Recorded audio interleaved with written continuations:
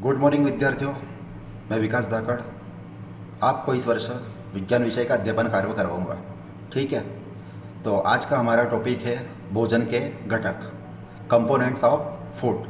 तो उसके बारे में आज हम चर्चा करेंगे, सामान्य चर्चा। ठीक है, तो भोजन का जो सबसे प्रथम घटक होता है और सबसे महत्वपूर्ण घटक होता है जो हमारे शरीर के लिए बहुत आवश्यक होता है, वो है जल। हम सभी जानते हैं कि हमारे शरीर का 70% भाग जल से बना होता है। तो आप सभी जानते होंगे कि जल हमारे लिए कितना आवश्यक है, जो एक भोजन का महत्वपूर्ण घटक होता है ना। तो जल हमारे शरीर के अंदर क्या क्या कार्य करता है उसके बारे में हम जानकारी लेंगे। जल विभिन्न प्रकार के पोषक तत्वों का परिवहन हमारे शरीर में करता है। विभिन्न प्रकार के जो अपशिष्ट पदार्थ हमारे शरीर में बनते हैं उसको एक जगह ले जाने का कार्य करता है।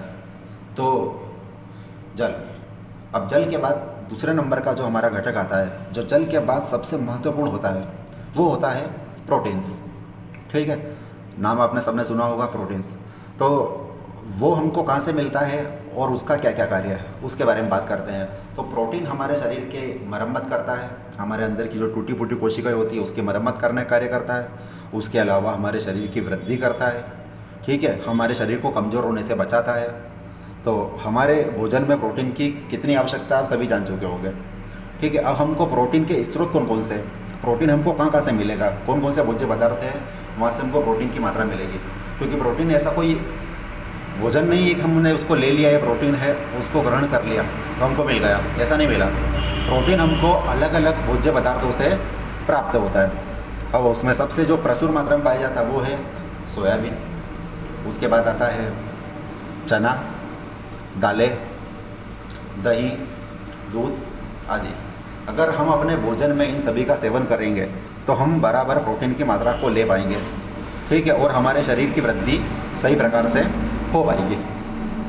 और प्रोटीन क्या करता है, हमारे शरीर को लंबे समय तक ऊर्जा प्रदान करने का कार्य करता है। तो हमको इसकी मात्रा भोजन में अवश्य लेनी चाहिए। ठीक है, उसके बाद हमारा तीसरा नंबर का जो टॉपिक आता है वो होता है कार्बोहाइड्रेट। कार्बोहाइड्रेट, हमें कोई भी कार्य करना है तो हमको ऊर्जा की आवश्यकता होगी, ऊर्जा के बिना हम वो कार्य नहीं कर पाएंगे।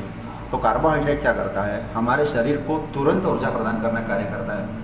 अब हमारे शरीर को तुरंत ऊर्जा चाहिए तो हमको कार्बोहाइड्रेट युक्त पदार्थों का सेवन भी हमारे शरीर में चाहिए। तो हम जैसे डेली भोजन करते हैं, जैसे गेहूँ है ना, तो गेहूँ में कार्बोहाइड्रेट की प्रचुर मात्रा होती है।